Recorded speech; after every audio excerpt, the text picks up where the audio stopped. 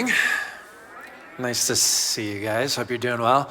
We are in week 3. Sorry, it took me a minute. We're in week 3 of this series called Walk Worthy. And to kick us off today, I want to start by reading the passage that this series is centered on.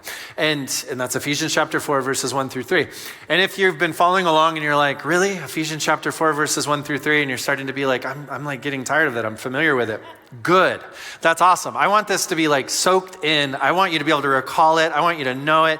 I do. And I think it's because there's something here that I just think is so profound and so powerful for us and where we are and who we are as a people, as a church, and as followers of Christ. So let's start together. This is Paul writing from a Roman prison cell to the church in Ephesians 4, verses 1 through 3. He says, I, therefore, the prisoner in the Lord, beg you to walk in a manner worthy of the calling to which you've been called, with all humility and gentleness, with patience, bearing with one another in love, making every effort to maintain the unity of the Spirit in the bond of peace. Week 1, Glenn talked to us about this idea of the calling to which you've been called. And that's that we're all called together to be a church. We're united together in Christ. He makes us worthy. Week 2, we talked about this idea that you have worth inside you already. It's not something you go out and get. You have this. And then we looked at verse 2 and we said, so let's look at some of those attributes where Paul says this is what it looks like. And we talked about humility and we talked about gentleness. And today we're going to take one little step forward and we're going to look at when he says with patience.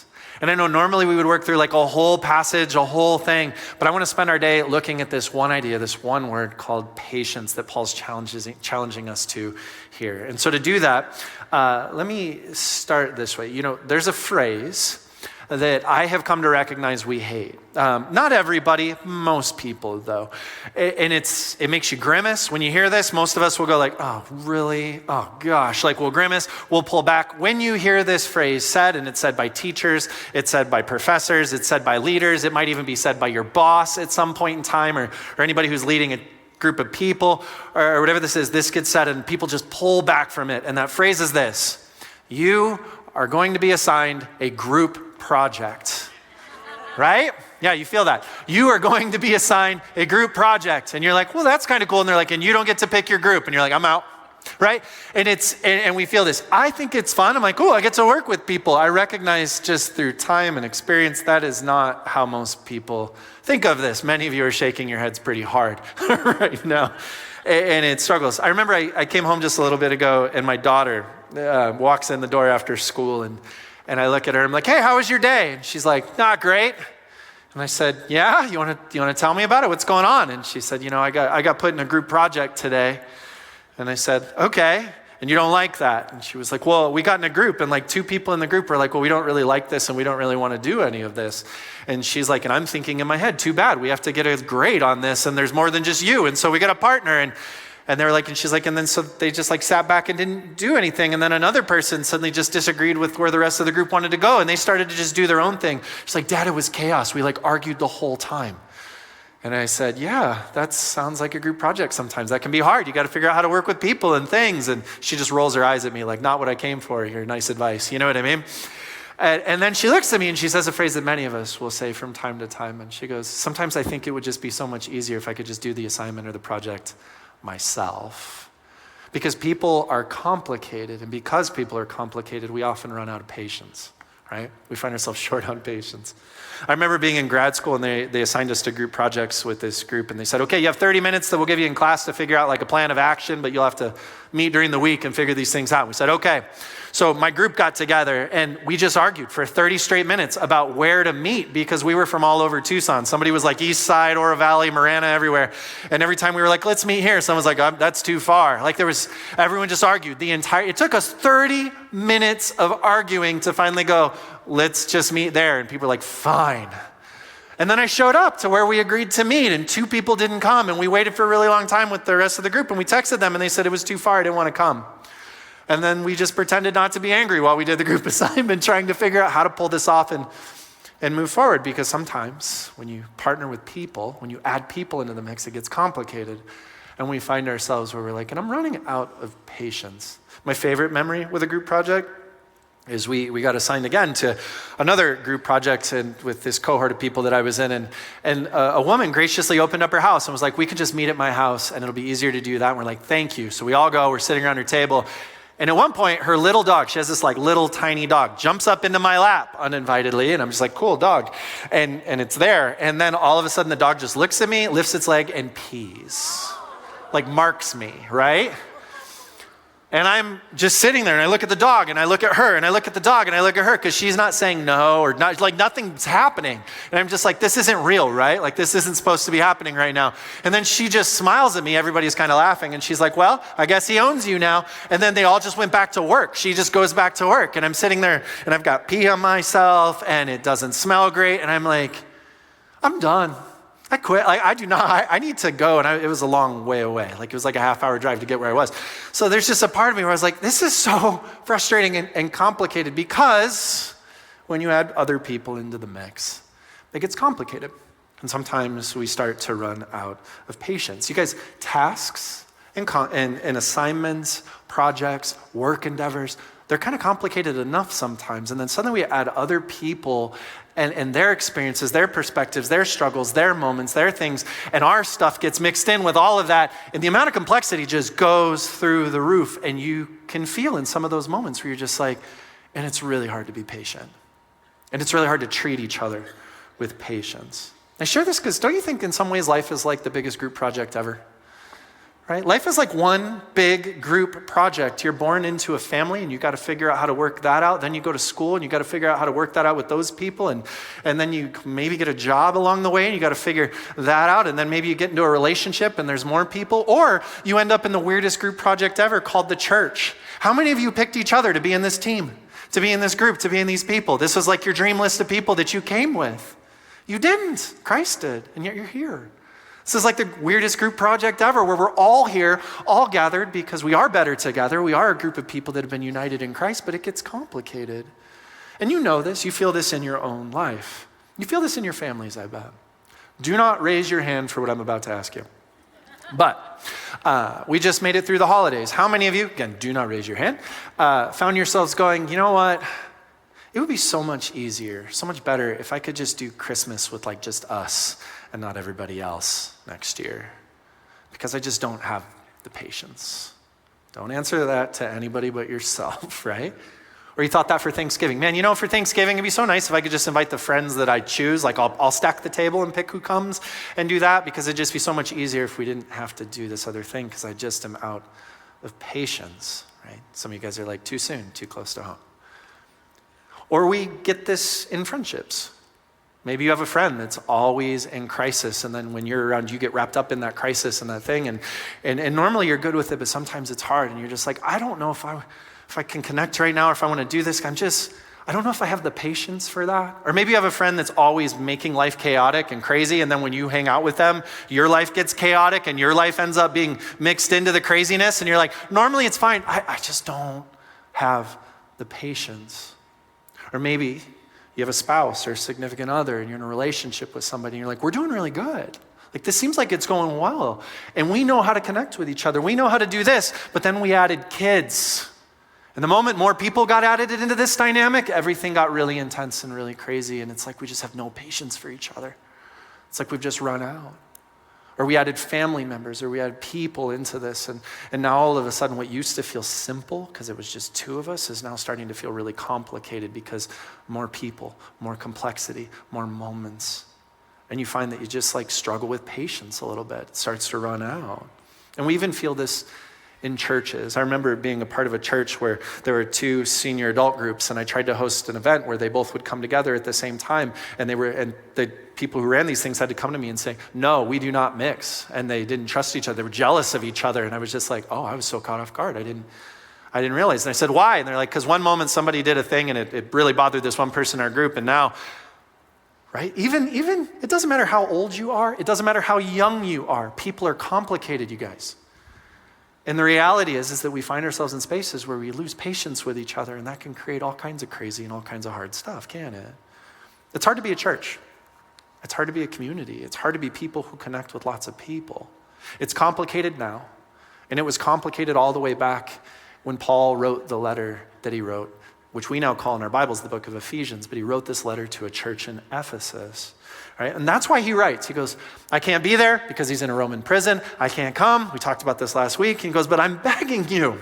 I'm urging you, I'm pleading with you, please walk in a manner worthy of the calling to which you've been called. He's like, you were the church. You started as a group of individuals, and then Christ did something so powerful, something so amazing in your hearts. He literally enfolded you in, and he made you his, and now you're with him. And that means all these other people have done the same thing. Your family, your brothers and sisters, you're united in Christ. You started as individuals, but Christ made you a collective. He made you a group of people with increasing complexity. Because all these people are here and all these people are doing this. And you have this shared experience and the shared purpose and the shared thing, and it's all unified here, so don't break it.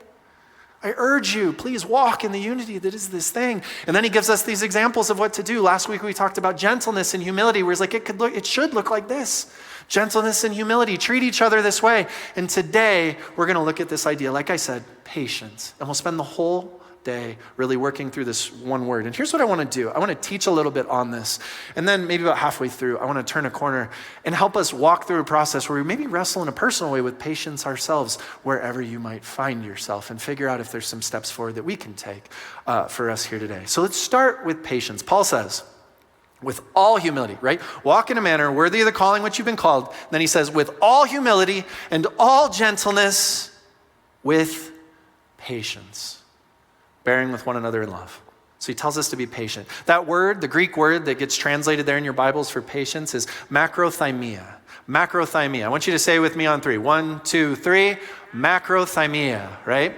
That's what this word is. And whenever you see macrothymia, I want you to think of this definition. The first time I read this, by the way, I was like, surely that's not a definition, because there's too much in it. And there's all these caveats. It's a state of emotional calm in the face of being provoked, or in the face of misfortune, and then it adds these things, and without complaint or irritation. I mean, normally a definition's like, it's this. And this one, it's like, well, it's when you're facing this, or it's when you're facing this, you stay calm. And also not this, and also not that. Like, that's what's in here. I got this from a Greek lexicon, which if you don't know what that is, think of it like a fancy Greek dictionary talking about interpretation and these different things. And so that's where this comes from. Think of that. It's a state of emotional calm in the face of being provoked or misfortune, and without complaint or irritation. So macrothymia is when something could frustrate you or anger you, something actually real in your real life happens, and yet your emotions in that moment, they stay calm, and it creates this space between what you experienced and how you'll react. It's the space between those two things, between what you experienced and how you'll react. Macrothymia is when something hard or potentially even bad happens, right? We don't have to debate it. Maybe it was something actually bad that happens to you. And before we go straight to, and now I'm offended, and now I'm angry, or now I'm aggressive, or now I'm retreating, now I'm shutting down, now I'm cold shoulder, now I'm all the things. Before all of those choices and all of those decisions get made, macrothymia is what occurs between what happened and how you react. It's that length of space that exists in between. And this is the word that is defined in your Bibles right here in Ephesians chapter 4, is patience.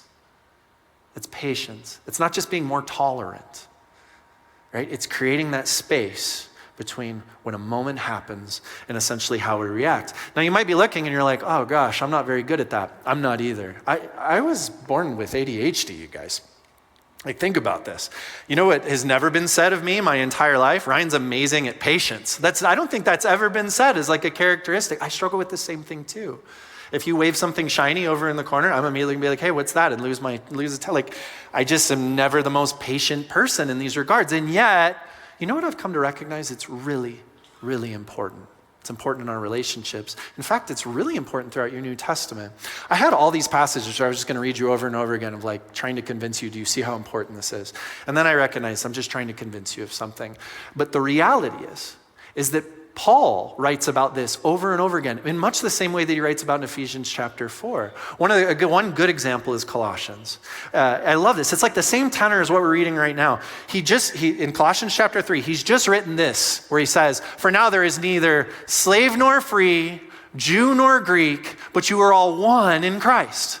Right? He tells us this, that like essentially all those differences and all the things and all the perspectives and all that stuff, yeah, that's there, except you know what's bigger than that? You know what's more powerful than that? You know what you now are? You're united in Christ. There's that unity thing, just like Ephesians chapter 4. But this is Colossians, written by the same author to a different church in a different place with different moments. And then verse 12, after that unity moment, he says, therefore, as God's chosen ones, holy and beloved, do you hear the worth and value language? Because of who God is and what God has done and how he sees you and what's true, just like Ephesians 4, just like we've been working through the last 2 weeks, right? He says that. As God's chosen ones, holy and beloved, he says, clothe yourselves with compassion, kindness, humility, meekness, and patience. He does this again and again and again. And it's not just Paul. James does this too. How many of us have ever heard that idea in James where it says, be slow to anger? What it's not saying is like, when you're going to get angry, really stretch it out and just do it slowly. Right? Really drag people through it. That's what being slow to anger. No, what's he saying? Actually, it's the space between when something occurs and how you react. He's talking about patience there. This is echoed again and again and again in your New Testament. Paul, when he writes the book of Galatians, he talks about this thing that we commonly know of as the fruits of the Spirit. And if you're new to the church or you're new to scriptures, you haven't ever heard that term before, think of like a plant. When you plant the right seed in the right soil and you do the right things to grow it, it yields fruit, right? And the fruit becomes the evidence that this is like a healthy tree, a healthy plant. And he says, here's the fruit of what it is to know that you're walking in the Spirit, that you're trusting in God and walking this out by faith. And he writes this. He says the fruit of the Spirit is love, joy, peace, patience, kindness, generosity, faithfulness, gentleness, and self-control. This is what it looks like when we're centering ourselves in the Spirit of God in our lives and we're walking in it. I share this because when you read through your New Testament, you can be like me, where you're like, patience is really hard. So when I read about patience, I'm like, this is just like a suggestion or it's something that I'm supposed to just try to do better at. But the reality is that when Paul talks about patience and when much of your New Testament talks about patience, it's not just something to try, it's a calling.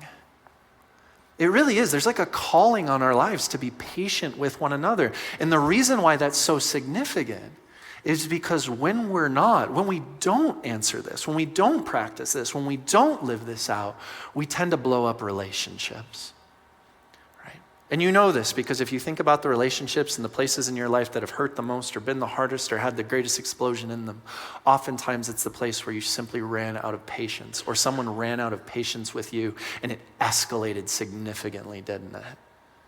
Yeah, when these moments happen, we tend to blow up relationships. This is how that whole thing works. You know, that's why, as a way of thinking about this, something that really helped me is recognizing the way the Greeks and Paul, as he writes this, actually understood that word. The word for patience, right? That's how it was defined. That's the biblical definition I would give you for the word patience. But this word for patience literally means to be long-tempered.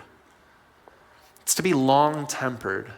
And it's contrasted with our modern day idea of being short-tempered or quick-tempered. If you're quick to lose your temper, this is the opposite of that. This is where it takes you a minute to get there. It takes you a while to get there. There's space between what you experienced and how you'll then react so that you can start to decide, is this who I want to be? Is this how I want to be? Is this what I really think is true? Is this what really matters to me? You get to make the best decisions, see it in the best way that you possibly can, and then decide out of that how you want to react before you simply explode. Because when we explode, like I said, it often creates damage to ourselves and others. I have a friend that grew up going to Puerto Peñasco, Mexico, which Arizonans affectionately refer to as Rocky Point. I've gone there a ton, love this place. He grew up going there and he grew up camping on the beach, doing all this crazy stuff where he'd like ride on four-wheelers in the dunes and has all these crazy stories. There was one particular time where I remember he was going to go there on vacation. I didn't get to go with him. And so he drove down and was gone for a bit. And then I saw him when he came back and I said, hey man, how's your trip? And then I looked down and he had a big bandage on his hand. And I was just like, and what did you do to your hand? You know, how was your trip and what happened? And he said, well, it was the last day. And I usually go out and I buy fireworks on the last day. And I light off a bunch of fireworks in this area called Sandy Beach where there's lots of sand and not as many people. And you kind of do that over there. And he's like, so that's what I do. And he goes, normally I buy a bunch of these things called M80s. Do you guys know what M80s are? maybe not. Think of it, M80s aren't pretty. So there's fireworks that you do on the 4th of July that like go up and you're like, oh, like it's amazing, that kind of a thing. An M80 is obnoxious and loud and it's just like a small explosive thing. Like that's what it does. And it just blows up and it's really, really loud. And it's because, I don't know, it's like a small amount of gunpowder wrapped in a tube with a fuse. Like that's what would happen. And so he's like, normally I buy M80s, but this time a guy came to me and he was selling M1000s. Yeah, I know. And immediately I was like, that's a big jump in number in the way that I would think about this. And so he bought an M1000. And essentially an M1000, I've learned, is a half stick of dynamite with the fuse moved over a little bit. Like it's just, that's what it is. So he bought a half stick of dynamite. If you're sitting here and you're wondering, who needs a half stick of dynamite? Miners? I don't know, like not people under the age of 18, people who mine for like a profession, or somebody who needs to break through concrete of some, I don't know, somebody who needs to do something devastating and destructive. Not him, but that's not how we think. And so he just bought this and now he's at the beach and he's over in the sand and he goes and lights all these other things off. And then I said, so what happened to your hand? And he goes, well, when I went to straighten the fuse, half of it like broke off in my hand. And I was like, and then you decided not to do it, right? And he goes, no, then I decided I just gotta be quick. Yeah, so he leans over and he lights a half stick of dynamite with like a messed up little fuse. And then he goes to run away. And when he goes to run away, the thing just explodes. He's lucky he didn't blow himself up and he's lucky he didn't lose a hand. What ended up happening is it severely burned his hand, but all of the rocks and shrapnel shot off of that and embedded himself in his hand. And he had to go get several pieces of things removed along the way. And I know many of you guys are like, that's the dumbest thing I've ever heard. Well, I know, it's why it's a great story, right? Here's why I share this with you. I think most of us are walking around with an M1000 in our hands at all points in time. And I know that's a really weird way to think about it, but even those of us who don't like to get angry, who are suppressors or don't do those things, the reality is you can. You know that you can explode at points and times in your life. You know that you can lose your temper. You know that you can blow up because it all stacks up and you lose your patience and it just blows up. And so we're all capable of that. It's like we're all walking around with an M1000 in our hand and there's just a bunch of other people with lighters and you're like, don't light it. Don't light it. And some people are better at doing that than others for us, right? We all have this. And so what I like to think about, and the reason I share this story with you is because what ends up happening is if the fuse is too short, and this thing that all of us carry around in, we explode. We blow up. When we don't have enough patience and that fuse is too short, we explode and we blow up, and it's often in the places we don't want to. It's often with the people we most care about, and it's often in moments that have the longest term consequences for us that are hard, isn't it? Right? Paul tells us to be long-tempered because if the fuse is too short, we'll hurt ourselves and others. And you know this. It's the moment with a spouse or significant other or partner, or somebody important in your life. I reference this person because for you, if you think about it, that's the person you care about the most. That's the person that you're like, this is one of the most, or the most important person maybe in my life that I have. And I want to have a good connection with them. I want to have a good relationship with them. I want good things and connection and community and stuff. I want that with them. This is one of the most important places that I could possibly do it. But here's what happens. That fuse gets too short sometimes in life. And then you're standing there and that person says something. And for whatever reason, that thing that they said, it really hurts you, bothers you, frustrates you. And the very first thing that pops into your head, there's no space. The fuse is lit and all of a sudden it goes off and you think, how dare you? That's immediately, it pops into your head and you look and you're like, how dare you? Because it just goes off. And then you say things that are biting or passive aggressive or harsh, or sarcasm starts flying out. You start to accuse, you start to make fun of, you start to belittle or do those pieces. And then they look and they're like, well, good thing my fuse is locked and loaded and short. And then it blows up and they think, how dare you? And then they start to say the same thing and they start to do this. And in the meantime, think about this. This is why this is so significant. We do these things that hurt each other. We say all these moments. And yet this is with the person we care about most. What would happen if we created the space between what's said and the moment that actually happened, just to create the kind of space to go, but is this what I really want? And is this what I really think? And is this what they really meant? And is this how I really want to move forward?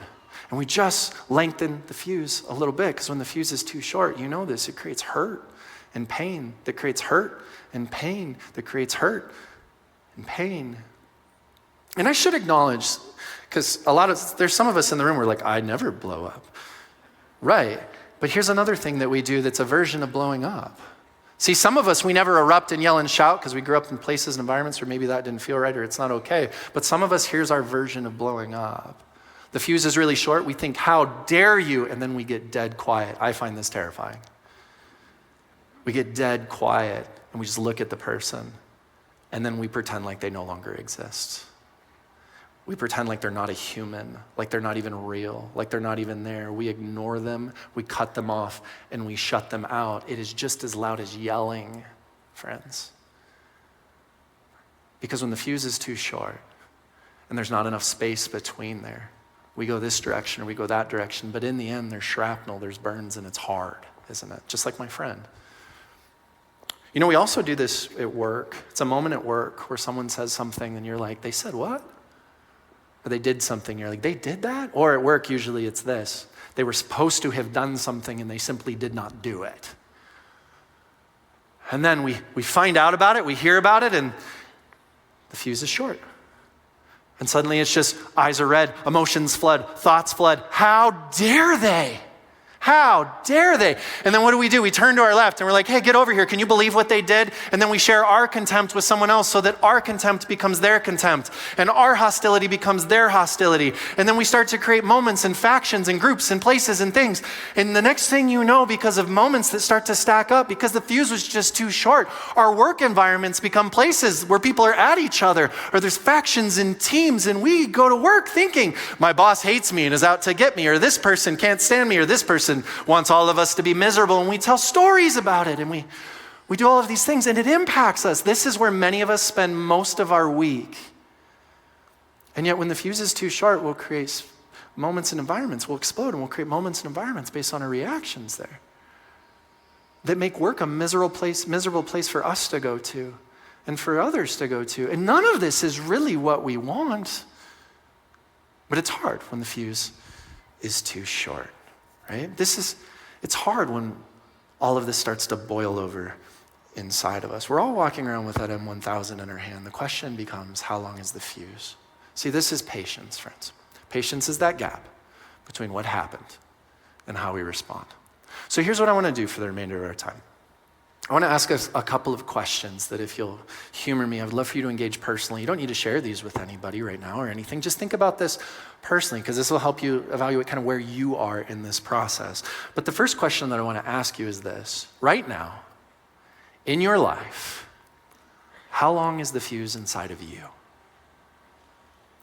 It's kind of a hard question. Some of us will be like, I think I know the immediate answer to that. And others will be like, I don't know that I'm sure. When you think about your own life with where you are right now, how long is your fuse right now? If you were to look at your relationships at home, how long would you say your fuse is? If you were to look at your relationships at work, how long would you say your fuse is? If you were to look at your interactions and relationships online or through social media, how long would you say your fuse is? Right? If you were to think about your connection to people in this church, people in the sphere that is spirituality, religion, and people that you're connected with in this way, how long is your fuse? And here's a really good question, because I think this can be a hard thing to think about. If you were to ask the people closest to you, who know you the best, how long would they say your fuse is? Guys, can I tell you, this is one of the most helpful things for me. There's a person on our staff, her name is Jenny Kempf. I have worked with Jenny for years now. I think it's been like 8 years. And the first couple of years, she was my assistant, and so I got to work with her and know her in that way. And then now, she's been doing this for several years now. She runs this entire service, and she runs the worship and the tech team and video, and has a very big job around here. Works with a lot of people and does an amazing job at that. That's what she does now. And I think because I've spent time either where she was my assistant or also just over the years being her boss, she's gotten to know me decently well, and I know this is true because I had a moment with her where we were all in a meeting that she was working. It was brainstorming stuff around here for services and different things we would do. Now, brainstorming's fun. I think brainstorming's a blast. It's potential and ideas, and we get to create cool stuff together, and we get to hear different things from different people, and I think that's a blast. And so we had this whole meeting, and then it's over, and then everybody starts walking out, and I noticed Jenny's still sitting at the table that we were all gathered around, and she just looks at me and raises her eyebrows, and just kind of goes. And so I pause, and I'm like, yeah? And she goes, can I ask you a question? I said, sure. And she goes, are you in a bad space right now? And you have to understand, that wasn't disrespectful, it wasn't weird, like that'd be a normal part. She has total ability to do that. She looks at me and she's like, are you in a bad space right now? And I immediately was caught off guard and was just like, what are you talking about? I like to think of myself as a self-aware person. I do. I like to think of myself as someone who likes to reflect in different pieces. But do you know what I'm most blind to? Me. I'm most blind to the same thing that you are. It's ourselves. Like, it's hard. And so there's moments where I just am not always aware of things. You know what I'm really blind to at times? Is if I'm not always good at feeling sad or frustrated or hurt. I don't always know when that's happened until it builds up a bit and then I start to become aware of it. It's true for me. I also don't always know when I'm really stressed out until my body starts to react or somebody's like, you're acting weird, that type of thing. And I'm not always as self-aware as I like to think. And she looks at me and says, are you in a bad spot? And I said, I don't think so. Why? And she's like, well, because I just sat through a brainstorming meeting and you kept shutting down everybody's ideas. And every time somebody said something, you'd just be a naysayer, say why that couldn't be or why that couldn't happen. Or you just kind of close all those pieces and things off. And she was like, Ryan, normally you're like really open and curious and you think everything is fun, but that wasn't fun. And I was like, oh. And she goes, it's one of your tells, Ryan. It's the word she used. It's one of your tells. And she was like, you moved from being curious and open to suddenly being decisive and shutting moments down. And I can always tell when you're stressed, or I can always tell when something's not right. And you know what's crazy? She was right, and I had no idea. I also had no idea that that's what I did. I learned that at 40 years old. I like to think that I'm like, and then I just reflected and I thought, and I figured this thing out about myself. No, someone actually had to pause who cared about me, who knows me pretty well and was like, no, this is true. You do this. This is one of your tells. And can I tell you, there was some feelings I was having, some emotions I was having, some tensions I was walking through, some conversations that I was avoiding and some things that needed to happen. And all of that was existing in here. I didn't even know it. It was flowing out of me in ways that I was shutting whole meetings down and doing different things because I was an autopilot, because the fuse had grown short. And I look back and I'm so grateful to her. And I was even in the moment. I'm so grateful that she told me that because now I get to know. Because this is something I really care about. You all are people I really care about. Our church and our teams and our leaders and our people around here, they're all things that I really care about. What my heart wants to do is to foster relationships and create connection and move there. And I wasn't acting in accordance with that. I wasn't congruent with that piece. I'm so grateful she told me that because now I know what to pay attention to. So when you think about your own life, how do you know how long your fuse is right now, right? How long is it? And what would happen if you asked somebody that knows you? That brings me to the second question to ask ourselves in helping us to treat one another with patience. And it's actually this: how do you know when your fuse has grown shorter? And I don't mean this like we all know this way. For you, specifically for you, how do you know? You're like, what are the tells in your life, to use Jenny's language, when your fuse has grown shorter? See, I think if we're all trying to practice what Paul is talking about here, and we want to walk in the worthiness that God has given us, and we want to create unity and foster that by practicing patience with one another, well, then we should probably pay attention to when the moments where the fuse gets a little short and actually figure out what that looks like for us. That'd be a really wise thing to do. That'd be a really helpful moment. Because then anger and frustration doesn't have to become our autopilot. Then complaint and irritation doesn't have to just become our autopilot and our automatic. Then lashing out and blowing up and all those things don't have to just become our autopilot. Instead, we actually can pay attention and go, oh, this is one of those moments. All right, my opportunity is to trust God with this and to turn back and to figure out what I need to do here. Because the fuse has gotten a little short, and to know that in my life. For me, I've learned that there's 3 tells in my life. And I wish I could tell you that, Jenny's the only person who told me the one, and I figured out the other 2. 3 people had to tell me all 3 of these. The very first one is when I get angry over dishes in the sink or a messy kitchen. And this is my wife. She told me this, right?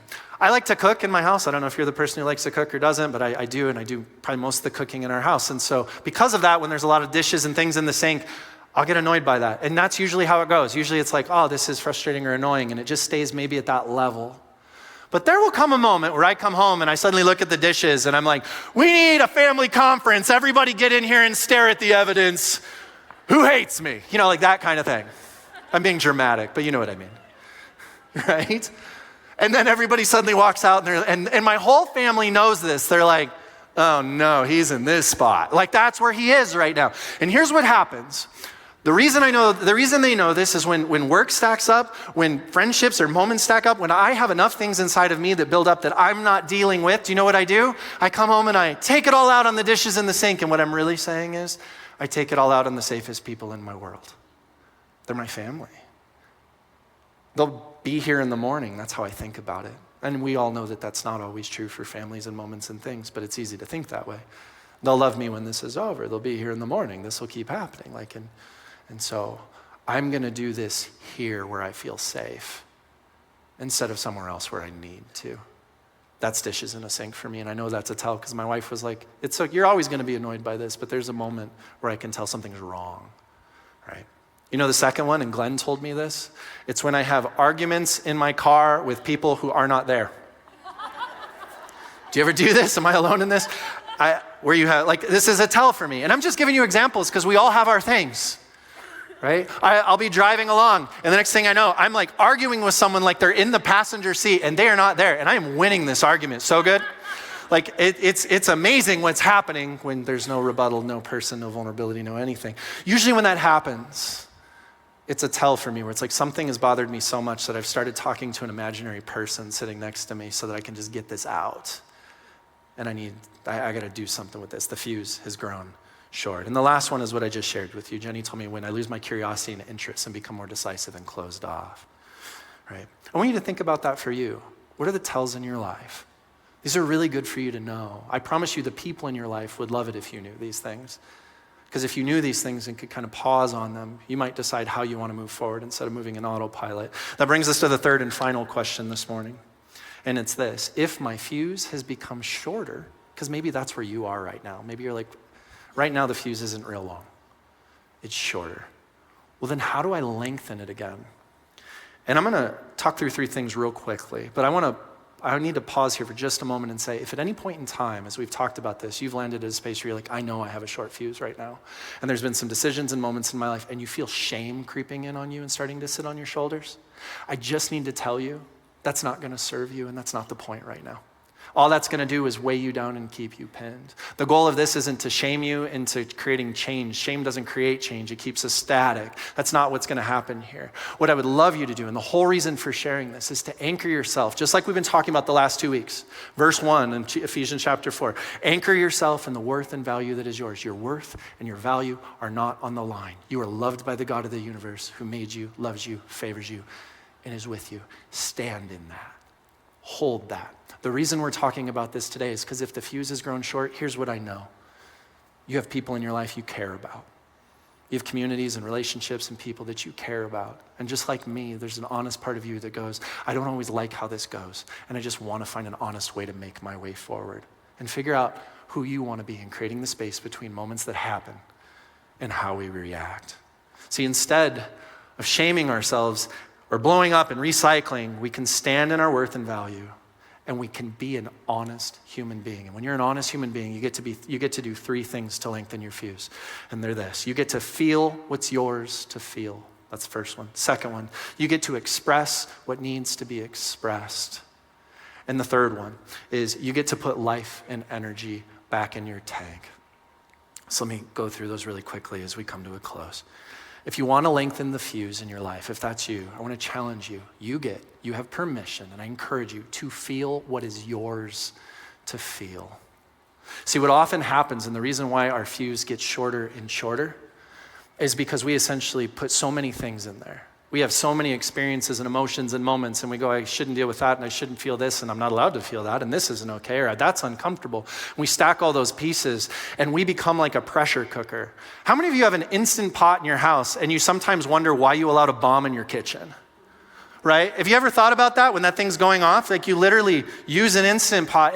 My whole family's like, don't bump it, we're all gonna die. Like, they think and you literally have a pressure cooker. You have like a literal bomb in your kitchen that can blow up if it's not used correctly. Like, we have these things. I think many of us turn ourselves into an Instant Pot. We turn ourselves into a pressure cooker. We just stack and we stack and we stack, and it builds, and the pressure starts to go. And eventually it exceeds what the vessel was created to handle, and it blows up on the people we care about most in our lives around us. That's usually where that happens, or in the places we don't want this to actually occur. And so if you want to lengthen the fuse, usually that means that you have experienced something that has created a feeling or two inside of you, and all you got to do is figure out, name what that feeling is, and give yourself a healthy space or place to experience it. I'm not always good at being sad. I turn everything positive, and so I've been working on that, and I'll actually tell my wife at times, you know what? I'm actually feeling a little sad right now, and I think I just need to work through this today. I think I just need to let myself be here and express this out so that I don't become a container for it, so that I don't become an Instant Pot for this thing. You know, I'm actually feeling a little angry, and I think I'm gonna go to the gym and just express some of this out through some physical activity or something. I don't know, whatever you do, there's different ways that we all do these things. But if you have an honest feeling, it's gonna go somewhere. If you give it no place to go, it's gonna build in pressure until it exceeds the vessel's capacity to handle it.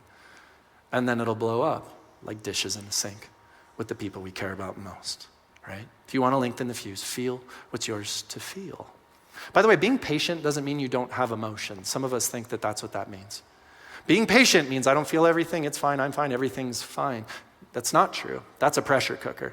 Being patient means that you give your emotions healthy space and place and outlet so that you can have patience and a long fuse in the moments that need it most from you. That's what that looks like. So give yourself permission and know it's one of the kindest things you could do, not only for yourself, but for those in your life. 2, if you want to lengthen the fuse, you also get to express what needs to be expressed. Let me ask you this question. Is there a conversation in your life that you have been avoiding, or a moment that you have been avoiding, but it's messing with you, it's in you? It is like that pressure cooker inside of you, and you need to have it.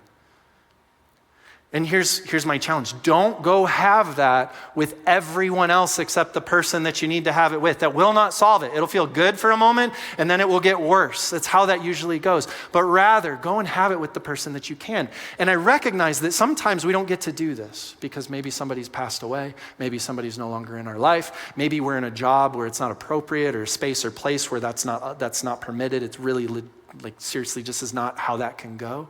Even in those moments, go talk to somebody.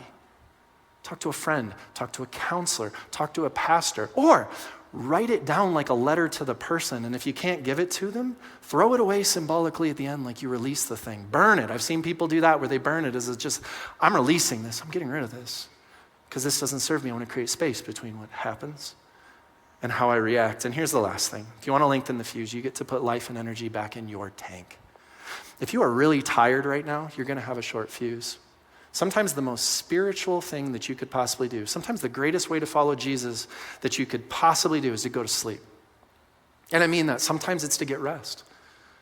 Sometimes it's actually to give yourself the space and place and the rest that you need so that you can show up as the version of yourself that you want to be, that gets to love people really well, just like he does, right? That's a gift we give ourselves into the world. If you are emotionally exhausted right now, and the fuse is short, because it will be if you're emotionally exhausted, you don't just get to keep working your way out of that. That'll wear you down. At some point, you have to pour something back in that is, and here's the phrase I love to use, I steal it from Glenn, that is life-giving to you. It breathes life back into you. Maybe that's a relationship and a connection with a person, and you're like, I need to go have a moment with them. Maybe it's a place you go to. Maybe it is a thing you do. Maybe it is a hobby. Maybe it's just getting quiet and getting away from people. I don't know what it is for you.